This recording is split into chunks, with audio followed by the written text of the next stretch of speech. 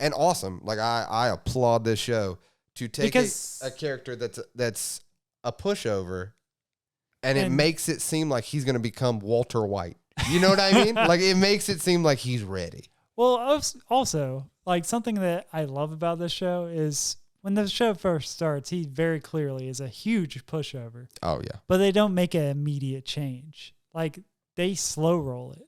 Mm-hmm. I love the fact that they're not, well, they basically are like, it's not that easy to change yourself because it's not. It takes effort. Yeah. Like, you're not going to change over, like, even though he knew what would happen in the future if he didn't change, it was still hard for him. And the fact that they really pushed that idea is amazing. Yeah. It is.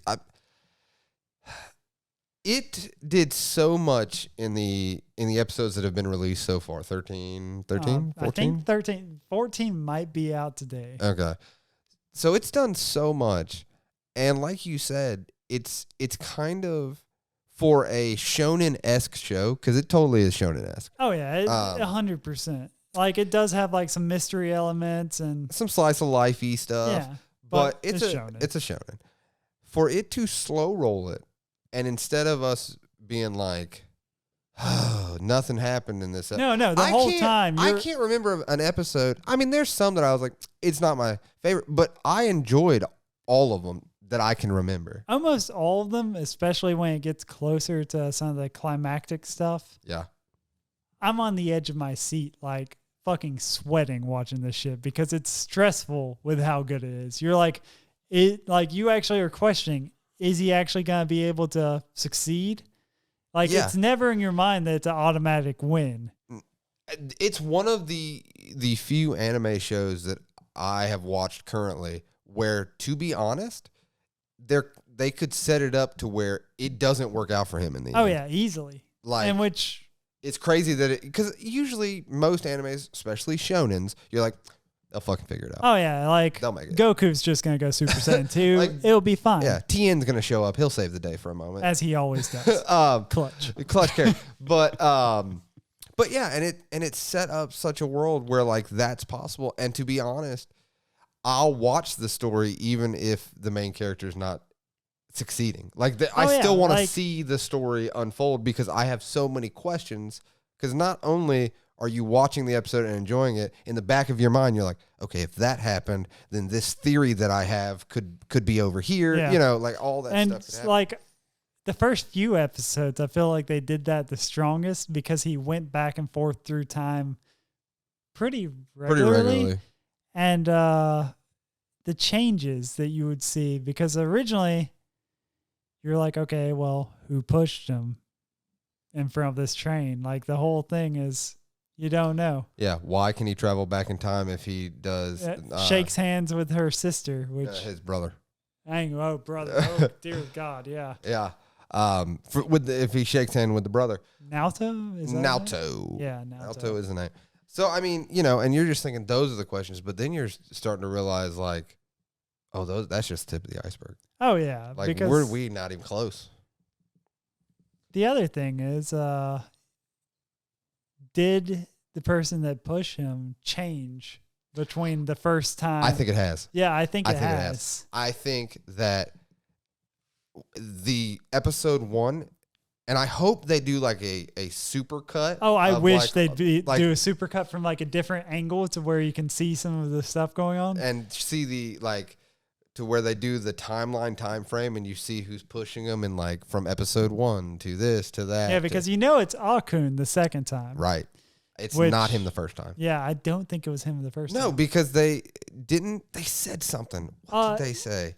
He had nothing to do with the gang originally. That was what it was. That's what it was. Yeah. So he was not episode 1 push. Yeah, no, he couldn't have been because he literally had nothing to do with the gang and wasn't even in that area. Right. So I think that, but see, that's what I'm saying. It can go in so many directions. Oh, it pushes you so far, like thinking, like, I feel like this is the one show that we started watching that literally every episode I could call you and be like, what do you think? I have thoughts. It's almost like we watched this and our conversations led to this. Yeah, I kind of did. Like, Tokyo Revengers may have put us up to doing this. Yeah, like, because There just hasn't been a show like it. No, I mean recently. Recently. I was about to say, I feel like so Erased being as similar as is, it's only has him go back and forth in time like twice. Right. And because of that, you don't really have as many theories. And also, for the few of us that know things as far as how people work, you can spot who the killer is pretty quick. You're like, that's him. I was just like, that's the guy, officers. Arrest him. Lock him up. You got no proof. I am the proof. Look at this. It's my brain working.